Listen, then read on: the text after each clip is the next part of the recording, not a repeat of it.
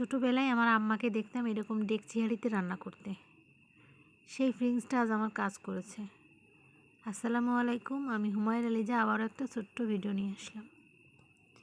আজ আমি এই ডেকচি হাঁড়িতে গরুর মাংস রান্না করব। এজন্য আমি সমস্ত মশলা দিয়ে আগে মাংসটা মাখিয়ে নিচ্ছি।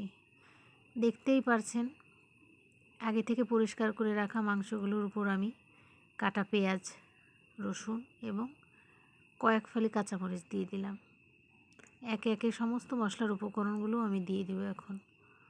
রসুন পেস্ট, জিরা এবং ধনিয়া পেস্ট, শুকনো মরিচ পেস্ট, আদা পেস্ট দিয়েছি। আমি আর একটা কথা বলি, আমি কিন্তু পাউডার যে মশলাটা আর কি প্যাকেটের, এটা খাই না। আমি সবসময় বাটা মশলাটাই খাওয়ার চেষ্টা করি। খুব সময় মানে বিপদে না পড়লে আমি পাউডারটা খাই না। এখন আমি সরিষার তেল দিয়ে দিচ্ছি। আমি সরিষার তেলে রান্না খাবার খাই। সয়াবিন তেলটা রান্না করা হয় না, খুব দু একটা ব্যতিক্রম ছাড়া। যাই হোক, সমস্ত উপকরণগুলো দিয়ে দিয়েছি। হলুদ লবণ দিব, গরম মশলাগুলো গোটা দিব এবং খুব ভালো করে হাতে মাখাবো মাংসটা। মাখালে মাংসের ভিতর মশলাটা প্রবেশ করবে, ভালো লাগবে। আর পাশেই দেখতে পাচ্ছেন আমি ছোট ছোট করে গরুর মাংস কেটে রেখেছি। এটা আমি বিফ সিজলিং করব, এজন্য ওটাও প্রসেস করব। পাশে ওটা রাখা আছে।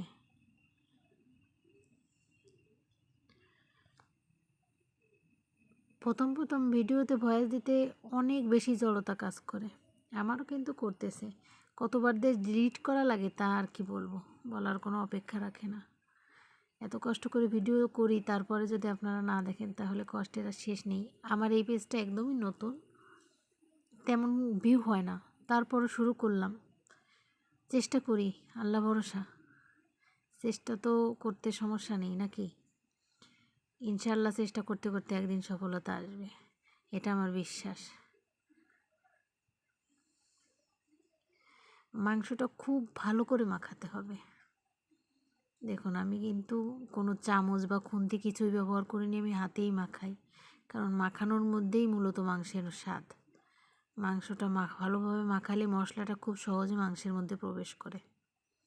লবণ, ঝাল সব কিছু পরিমাণ মতো হয়। আলহামদুলিল্লাহ। আমি আজ মাংসে গোটা রসুন, আলু এবং আমি যেহেতু খুলনার মানুষ, চুই ঝাল ব্যবহার করেছি। আলহামদুলিল্লাহ। আমার এই ছোট্ট ভিডিওটি যদি আপনাদের কাছে ভালো লাগে, লাইক, কমেন্ট, শেয়ার করে পাশে থাকবেন। ফেসবুক প্ল্যাটফর্মে আমরা একে অন্যের সহযোগী, আমরা প্রতিযোগী নই। আমি আপনাকে সাপোর্ট করব, আপনি আমাকে সাপোর্ট করবেন, এটাই হওয়া স্বাভাবিক, তাই না? আর একটা ব্যাপার, আমি আগে যে ভুলগুলো করেছি, আমি অনেক ভুল করেছি। আমি কিন্তু এখন যার ভিডিও দেখি, শর্টস ভিডিও দেখি বা বড় ভিডিও দেখি, আমি ফুল টাইম দেখি। আলহামদুলিল্লাহ, দেখে সুন্দর একটা গঠনমূলক কমেন্টস করি। আপনারাও করবেন, তাতে আপনার নিজেরও ভালো, আমারও ভালো। যাই হোক, আমার এই ছোট্ট ভিডিওটি যদি ভালো লাগে, লাইক, কমেন্ট, শেয়ার করে পাশে থাকবেন। আসসালামু আলাইকুম।